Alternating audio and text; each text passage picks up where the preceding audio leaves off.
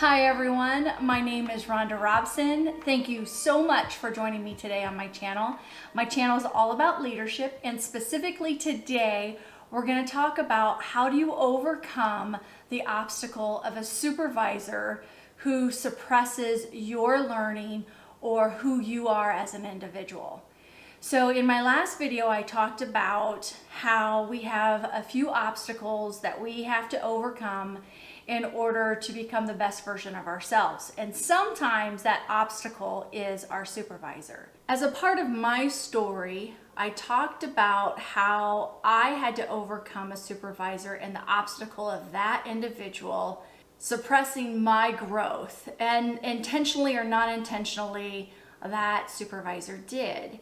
As the supervisor sat across from me talking about perceptions, he told me what the perception of me was out in the community, as well as my coworkers, as well as himself.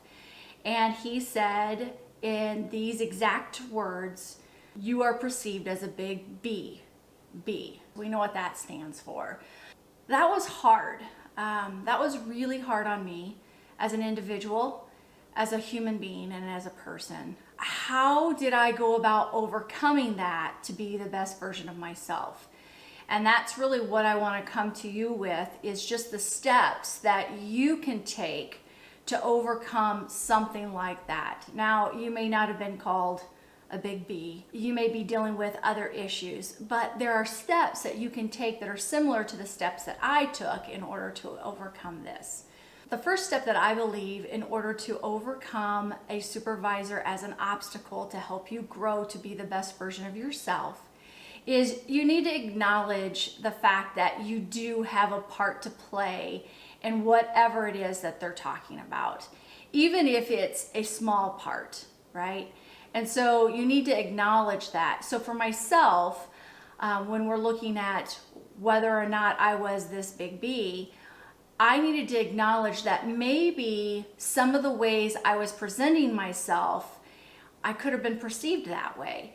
And although that was not probably what he should have talked to me about and how he should have gone about doing it, the fact of the matter is that I could have had some ways about me. Maybe it was my body language, maybe it was my tone of voice and how I handled things, or sometimes I even noticed for myself that I have very deep set eyes. And so when I think about something, I kind of squint my eyes and it looks like I'm mad, right?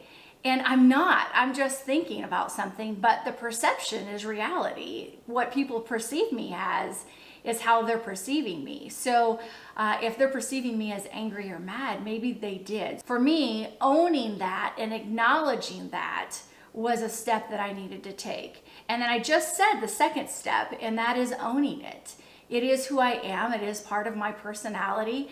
And so how can I adjust those in order to make sure that others aren't perceiving me like that? So one of the things that I really paid attention to was my body language. You know, were my arms crossed when I was talking or when I was receiving feedback? Was my face all scrunched up? Was my tone of voice strong? Because I tend to, when I get excited, my voice goes up. And so taking a look at what those characteristics are and adjusting them. I took it upon myself to make sure that if somebody was coming in to talk to me about something that may be controversial, negative, or sensitive, I made sure that I kept my eyes wide open and I tried to have a smile on my face. So even if it wasn't a teeth smile, it was, you know, a smile in some way, shape, or form. But I also wanted to be genuine and authentic. If something was hard, we needed to talk about. I wanted to make sure I wasn't smiling at them when we were talking about something hard. So, you know, you need to take that into consideration too. So when we talk about the tone of voice, that was a big one for me personally. What I found myself doing is I found myself almost whispering when I was talking about something hard. That kept me really on the low key instead of heightening the situation. Because sometimes when your voice raises, the other person's voice raises, then your voice raises, and then they raise, and then they raise. And then by that time you're screaming at each other, right? The big thing is, for me, is to calm myself down, relax my face, and start to whisper and really take some deep breaths. So for me, that was the two big things that I wanted to work on. So 1, acknowledge it. 2, own it. And then 3, put a plan into place on how you're gonna go about adjusting that. Now, obviously, there are times that somebody's gonna come to you with something that you can't control. There's nothing you can do differently. And you need to own that too and acknowledge that. Once you've decided on how you're gonna go about changing those characteristics to make yourself a better version of yourself, then you need to put that plan into place. In this particular situation that I was dealing with, I knew I needed to stay right where I was at. So for me, my growth depended on me staying there. So we've talked about you and how you will change yourself into the better version of yourself. But let's talk about this supervisor as well. In my particular situation, it was wrong how they handled it. I needed to also not only own the situation, but I also needed to go to that supervisor and stand up for myself. So what I did was I rehearsed what I was gonna say. I put down on paper what I was gonna say. I made sure that I wrote down stay calm, face soft, quiet voice, all of those things. And I went in and had that conversation. And I said to them, although I understand where you may be coming from here, and the characteristics that you are referring to, there are some things that I can change and work on, and I plan to do that. But you may never call me that name again. It is not appropriate, and it was not productive. And I will not accept that type of conversation.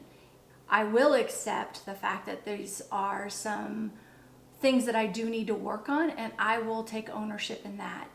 And I made sure that when we left there that day, he understood that.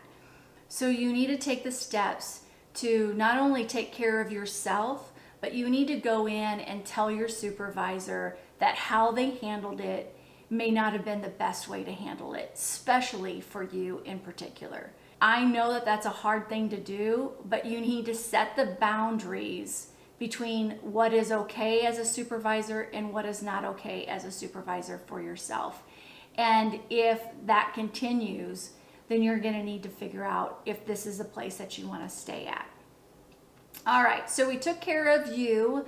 You're taking care of yourself. We took care of talking to the supervisor.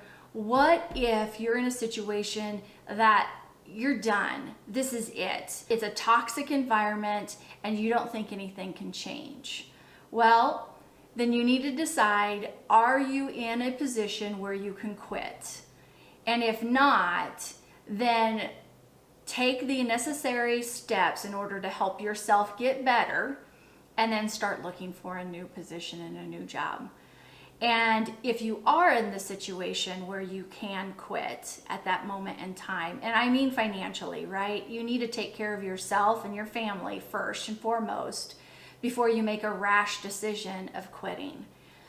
Because you can look for a job while you are still in the current position that you're in right now. You can overcome many obstacles, including your supervisor suppressing you. You can do that. If I can do it and I did it, you can do it too.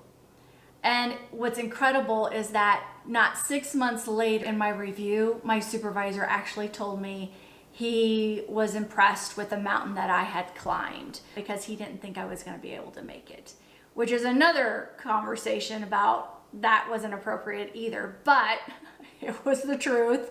It was a mountain. I climbed it. It was a challenge and an opportunity for myself to get better, and I did. And now I can look back on that situation right now, and I can utilize that with my current staff. I will never talk to my staff like that. It is something that I will never do. So you can take what you've learned from this situation and you can apply it in the future. All right, thank you for joining me. And if you are new to my channel, I would really appreciate it if you would consider subscribing and clicking that notification bell. All right, go out and be the best version of yourself that you can be so that you can be the best leader that you can be. Bye for now. Bye.